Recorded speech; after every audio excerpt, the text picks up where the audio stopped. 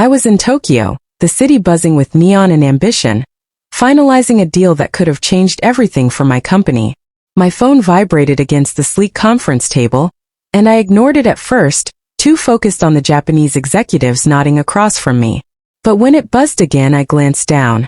A voicemail from Marissa. Her name on the screen hit me like a jolt, not because it was unusual, but because we hadn't spoken in days. She'd been distant, her texts curt, her calls non-existent. I excused myself, stepped into the hallway, and played the message. Her voice cracked through the static, raw and trembling. "Lucas, I need you. Please. I can't do this alone." No details, just that desperate tone, the kind that claws at your chest. My mind raced. Had something happened? Was she hurt?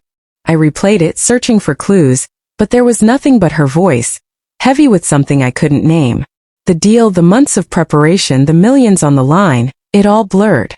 I canceled the meeting, mumbled apologies, and booked the next flight home.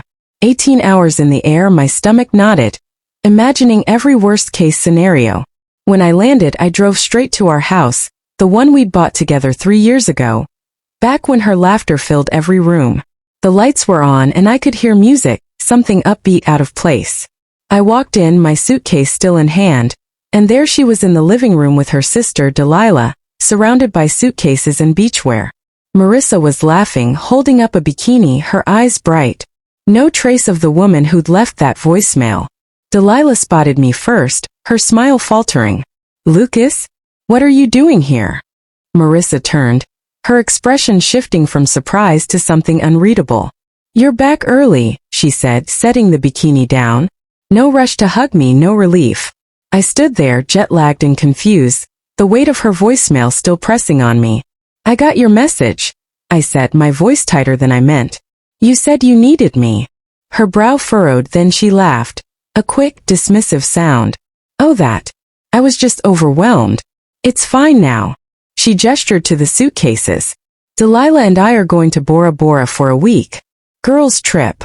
She paused, then added, almost as an afterthought, "I was going to ask if you could watch the dogs." The dogs. Our 2 golden retrievers, Max and Luna, who were sprawled on the couch, tails thumping. That's why she'd called. Not because she was falling apart, not because she needed me, but because she needed a dog sitter.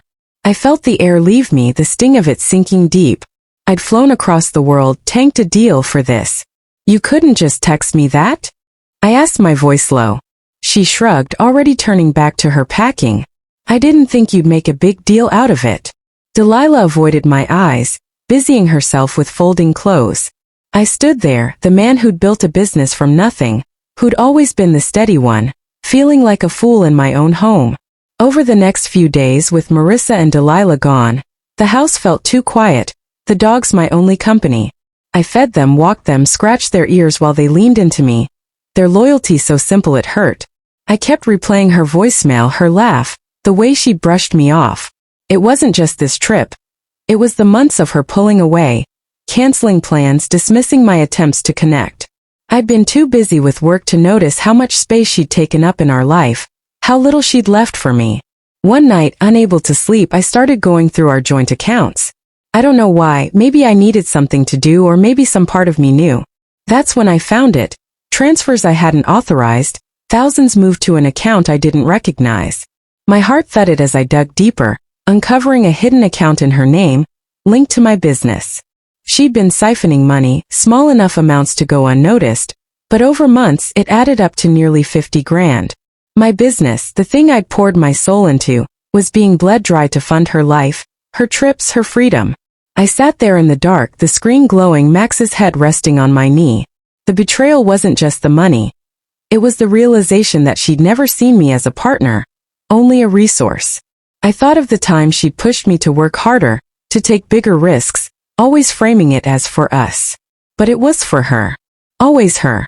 I didn't confront her. Not yet. Instead, I started planning. I met with a lawyer the next day. A sharp woman named Claire who listened to my story with a calm that steadied me. She laid out my options. Legal separation, asset protection, a clean break. I hired a forensic accountant to trace every cent Marissa had taken, building a case that would hold up in court. I changed the passwords on my business accounts, froze our joint ones, and open new ones she couldn't touch. Every step felt like reclaiming a piece of myself. As I rearranged the house, moving her things to a spare room, clearing out the clutter of her presence, I felt lighter. The dogs followed me from room to room, their warmth a reminder that I wasn't alone. I started seeing things clearly. The way I'd let her diminish me, the way I'd excused her neglect because I loved her. But love shouldn't feel like erasure. Then came the scare with Luna. I found her one morning lethargic, her nose dry. My heart stopped. I couldn't lose her, not now. I rushed her to the vet, sat in the waiting room for hours, my hands shaking. The diagnosis was a treatable infection, but the fear stayed with me. As I held her in the exam room, her eyes trusting, I realized something. Max and Luna were the only ones who'd never let me down. They didn't care about my bank account or my deals, they just loved me. Marissa couldn't say the same. 10 days after she left, I finalized the separation papers. Claire served Marissa with them while she was still in Bora Bora, along with an eviction notice for the house. It was in my name, bought with my money, and I wanted her out. I didn't call her, didn't text. I wanted her to feel the shock of it, the way I'd felt when I heard her voicemail. When she returned, I was ready. She stormed through the door, her face flushed, papers in hand. "What the hell is this, Lucas?" she demanded, tossing them onto the counter. The dogs, sensing the tension, stayed close to me. "It's exactly what it looks like," I said, my voice steady. "We're done. You've been stealing from me, Marissa. From my business, from us. I'm not doing this anymore." Her eyes widened, but she recovered quickly, switching to tears. "How could you think that? I love you. We can fix this." She reached for me, but I stepped back. "No," I said. "You don't get to play that card. You needed me for your life, not our life. I'm done being your safety net." She argued, pleaded, then lashed out, calling me selfish, cold. But her words didn't land like they used to. I saw her for what she was. Someone who'd used my love to build her own world. When she realized I wouldn't budge, she left, slamming the door. The dogs whined, and I knelt to reassure them, my hands in their fur, my heart bruised but whole. In the weeks that followed, I started rebuilding. I launched a new venture, a smaller one, focused on sustainable tech. Something I'd always wanted to do but never had the time for, because Marissa had always pushed for flashier, riskier deals. My friends rallied around me, their support a quiet strength. I met Jenna at a networking event, a woman with a sharp mind and a warm laugh. We weren't dating, not yet, but her presence reminded me there was life beyond Marissa. Marissa tried to reconnect, leaving voicemails, sending texts about talking things out. I ignored them. Closure didn't come from her apologies or her excuses. It came from me. From walking Max and Luna at dawn, their joy in the grass making me smile. From building something new, something mine. From learning that peace isn't found in someone else's validation, but in knowing your own worth. I found joy in the small things. Luna's bark when I came home, Max's weight against my legs as I worked. The way the house felt like mine again. My work grew not because I needed to prove anything, but because it was what I loved. I didn't need Marissa's approval, her presence, her love. I had myself, and that was enough.